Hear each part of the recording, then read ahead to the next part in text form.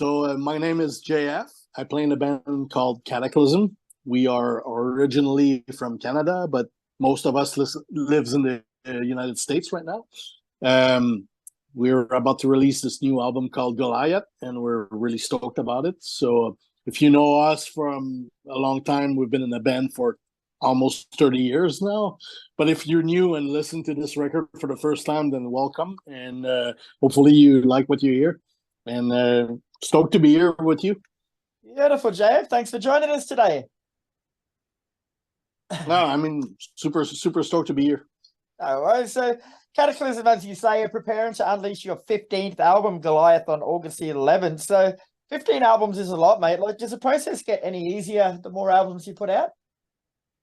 Well, I mean, it's a weird thing because on one hand, we did it so many times before that we're not really stressed about it, and it's kind of like natural to us. But on the other hand, like, we're the type of people that we want to release quality and we want to push ourselves as hard as we possibly can. And we're always anxious to see what the reaction is going to be on the new music and on the stuff we do. So we really do care to an extent. Like, I mean, at a certain point, you kind of have to let it go because everyone's going to have an opinion, right, on whatever it is that you do. But we actually really do care. So when we hear a lot of negative stuff, it actually hurts a little bit. And I'm not gonna lie, but I try to just push it away. But sometimes when it's constructive, then I like to listen and get a few points in there. But if it's just mean to be mean, I think it sucks. But it is what it is. Right. So tell us a bit more about Goliath from a musical point of view, mate, and what you're going for with the album. Well, we have a new drummer. His name is James Payne. He joined the band 2 years ago about. So we did a lot of touring and shows with him already. And we were super stoked to actually write some music with him because we played old stuff with him, obviously, on the tours. And now that we know what he's capable of as a drummer and the chemistry we have and the brotherhood we have with him within the band, it was super awesome to write some music with him.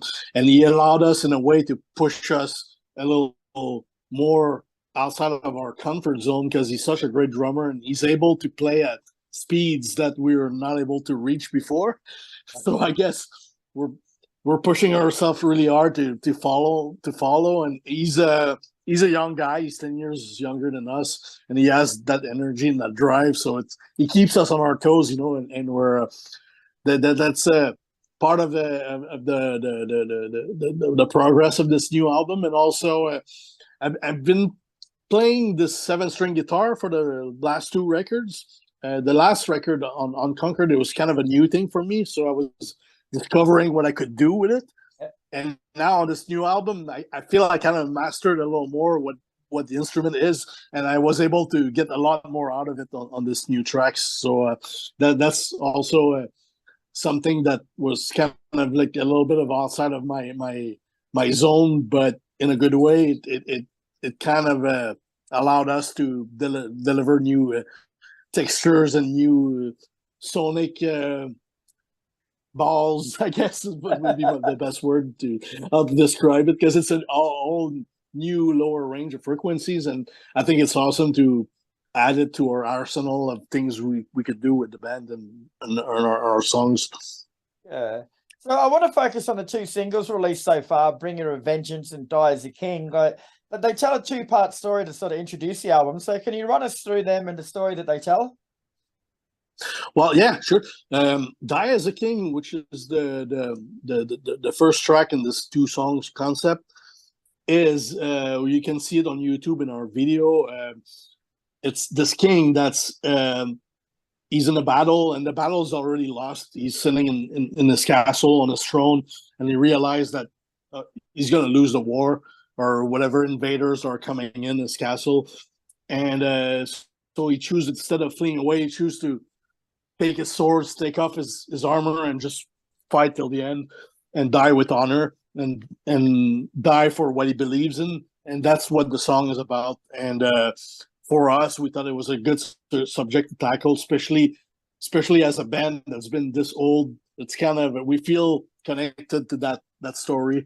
And then the second song, Bring Your Vengeance, it's the son of the king that escaped when he was real young, when he saw his father died, and trained his whole life to kind of take his revenge. And the Bring Your Vengeance is a song about perseverance, and then revenge is a meal best served cold sometimes. And then we thought there was a cool metal story. This is what those two tracks are about, but it fits within the Goliath kind of structure, which is, for us, it represents a small guy against the big guy, and it fits into many things about society, about our own musical career, about a lot of different themes, stuff that happened in the last few years around the world, and all that, and we kind of put all of that into this record and go through different things. But yeah, that's pretty much those two tracks what it's about. So would you say sonically those two songs are a good representation of the album as a whole? Yeah, I mean, there's so much element to this record that they're completely different songs musically, but they fit very well together. They're super heavy. And I think this album is a really in-your-face record, and there's different angles to it. There's some really crazy, super fast stuff, and there's like some more groovy, really downbeat kind of like kicking the teeth kind of punch coming in the door, like you kick the door in when you come in, and that's, to me, that's Bring Your Vengeance. When it starts, it's just like bam, and it's heavy in a different way, but it's really, yeah, I guess I could say it represents the record well, but there's so much more to it than just those two tracks. And I love the cover image too of the David versus Goliath biblical passage. Like it's done in a way that it gives it that sort of authentic old school feel. It's a great image. It was important to us to have a real painting. We didn't want an AI generated kind of computerized art.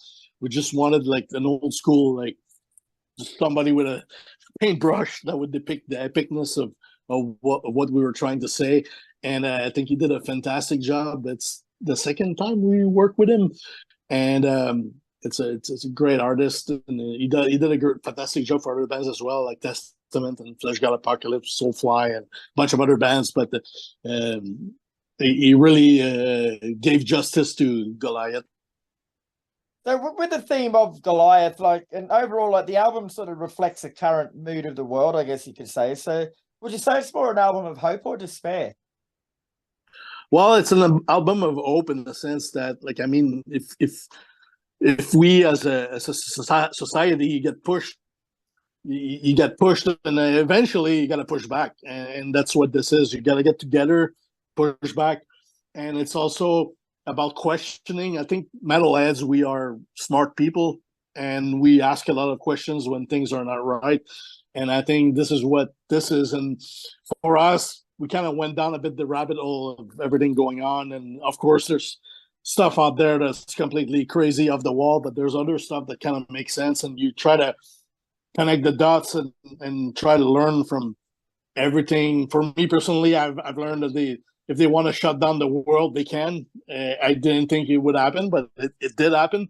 And it's probably not the last time. Some more stuff is coming probably, and we just got to be ready for it, and we got to push back, and we're going to stick together. I think those people are not many. I think we are a lot more, and we can together be strong and survive and have some sort of normal, happy life within this crazy world. Yeah. So going back to the beginning, back to the beginning of Kataklysm, mate. Like yourself and Maurizio started the band back in 1991. So what was the musical climate like back then that gave birth to Kataklysm, and where did you fit in? Well, we started in high school, like many bands out there. We just were friends that picked up instruments and wanted to create something sonically really, really extreme.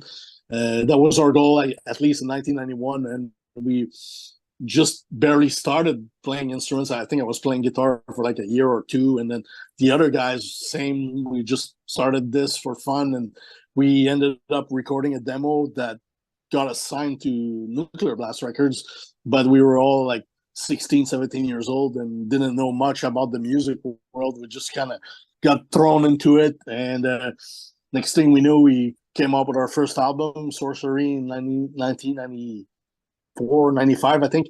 And they put us on tour with Deicide in Europe as a support band. And we went from high school to 1,000 people going crazy in front of us. And you it's kind of like a bit of an awakening, and you're awakening to a new thing, because we had no idea how this would work, and we never thought we could make a career out of this. For us, it was a hobby. We did this out of passion and out of fun, but ended up eventually you start seeing some money, and you're like, wow, we can actually, this could be our job, and it's like a dream job in a way. And then we never gave up. We just kept going year after year, and here we are 30 something years later with 15 albums. And kind of crazy to talk about it, because when you look back, it seems like it was like super fast. Yeah. Like in a way, it's a lot of things happen, but it's just like time goes fast when you like what you do. Yeah. And over the years, you've explored many genres of metal and many different styles, mate. Like, was that deliberate with each album? Do you sit down and sort of say, we're going to go this way this time, or is it more the music sort of dictates what path you take? Yeah, I think it's like your journey as an artist and as a music fan. You go through different things, you hear different things that influences you, and you're like, let's take a bit of those things, those elements, and incorporate into what you're doing, and try to mix it up and see what would happen. And I think that's kind of what happens, and you start with an intention. And I think for me, the important thing was not to forget the roots of where we come from, and at the same time try new things and see where we can bring this music that we do. And yeah, that's what it is. And for me, I'm not one of those guys that would like to play in a band and release the same album 15 times. Like, I think that would be extremely boring. I rather try to do something different and push my boundaries, whether it's harder to play or whether it's completely left field with new elements that you can incorporate into whatever you do, and try to make it something new or newish. And then I guess that drives me a little more, and that's I think all of us in our band, like, we like to see it that way, at least not forget the roots, but push it somewhere else and try new things. Sure. So the album comes out on August the 11th, mate, but what's next for Kataklysm after that? Have you got any plans? Well, we are going to play all the open airs this summer in August. We're going to be in Europe, so I think we have 12 open airs scheduled, and we're playing Wacken, Summer Breeze, Brutal Assault. I forget the other ones, but we have like a lot. And then after that, we're going to take the whole fall off, because right before this record, we played 75 something shows this year already. All the guys were like, please, let's take the fall off and stay home for a little bit. And then we're going to regroup and then hit the road again, probably early next year. And we're already talking with the Europeans for a long Euro tour in the winter. And then we're going to have something in the United States right after that. And then we're going to start exploring the rest of the world. And we surely hope to come play Australia for sure again. And we love playing for you guys. We've been there a few times now, and every time it's fantastic. So we're hoping that works. Beautiful, JF. Well, thanks very much for your time today, mate. Goliath is out August the 11th, and enjoy your rest, mate. But we'll hopefully see you out here next year. Thank you so much.